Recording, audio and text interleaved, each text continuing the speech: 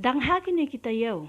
Dan napdeng jong pi ki parlok kiba subscribe ya kane ke channel kiba kali ya kane ke jingkylli.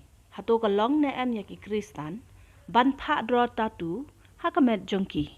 Kane ke jingkylli kami hadien bada ki paungot kiba peit but subscribe ya kane ke channel kila yo I ya ke Joyce Mayer ba kala pha draw Tatoo hakamet jongka hakarta ka ba nyop khandai snam. Ulok jongkaru hakarta ka ba prapu arsnem ola pha draw Tatoo hakamet jong u. Ka Joyce Mayer kalay thu ba ka Tatoo ka badan hak deng ki terpeng jongka ka pha tho kumne I belong to Jesus. Knang ban pen ken mau yo usoitan ba ka day ka jong Jisu. Kadba hak jat jongka pan ka pha tho love. Kum kadak ban pen ken mau ya ka ba kan ya hakalenti jong ka jing iet. Kene kalong ka jubab bangan om penrem dengan om peniksan ya ka ka ba ka Joyce Mayer ka le bat na ka benta jong pi ki bala ka li nga ngan jubab bed ya ka ba ka Bible ka ong syapang ki Tatoo. Tongin ya pai sya kaktien ka jong ublay bat ngin pule ya ka ba ublay Ukren syapang ki Tatoo.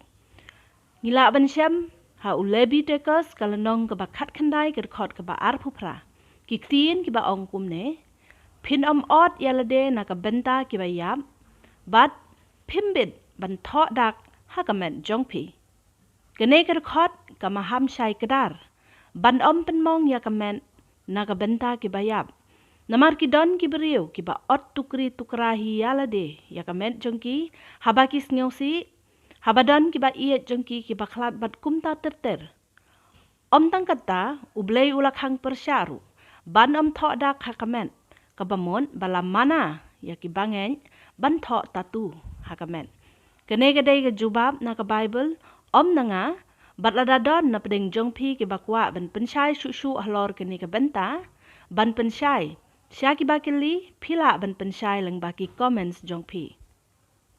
Don ru kato katne ki bakili hato lada draw Tatoo ngin poi dujok ningin poi sebeneng.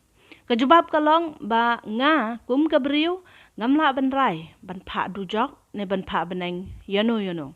Kakam ban pha dujok ne ban pha sebeneng kadai kakam kejong ublay. Ngatrai tang kata pila sengthu. 2 weeks ago, I got tattooed on my shoulder.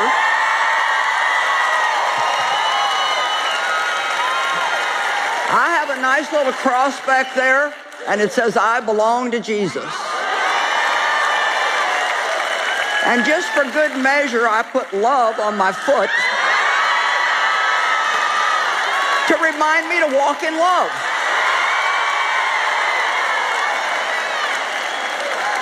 Here we go. Now, why did I do that? Well, part of me didn't want to because I already know that I'm going to get letters. But here's the reason why I'm telling you this. This is the kind of stuff that we do. The whole thing is, it's between me and God, and it's a matter of my heart. And when I stand before God on Judgment Day, before he makes any decision about me, he's not going to call any one of you and say, is there anything you'd like to add about Joyce?